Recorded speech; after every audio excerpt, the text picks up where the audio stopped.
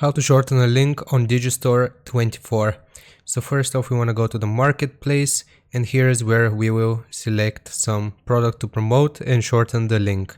So I'm going to select this one, Tube Mastery, and this is the link. As you can see, it is a long link. If you want to get more clicks, chances are you want this to be converted to a shorter link.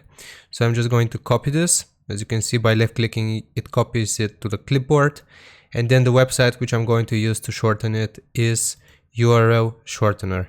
Right here, you want to create an account, and I'm going to show you why. Creating an account is completely free. So just click on sign up free. The first option is the free one. So click on get started. Choose some nickname, or you can use Google to sign up with. So I'm just going to use my account here. And that is how you register very quickly. Now, why you want to create an account for Bitly? If you use the version without being logged in, it will generate random numbers after your link, right? Like this, for example. But by having an account, you can create the second half of your link yourself. As you can see right here, I have written become lean, and that's what my shortened link looks like, bit.ly/become lean. Alright, so how do we create a shortened link? We click on create new after we've registered, then we click on link, and then here's where we enter our long link. So just right click, paste, and as you can see right here, we can go ahead and click on create,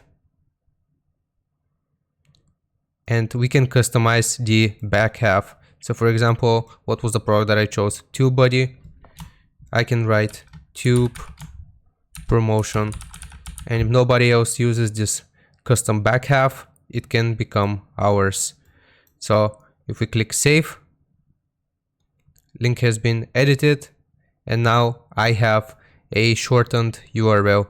This is what your shortened URL looks like. So if we just click on copy right here, as we can see, if we paste it, it is going to take us through our affiliate link and directly to the product. So that is how you shorten a link on Digistore24. Alright, thank you for watching. Leave a like and sub, and I'll see you next time. Bye.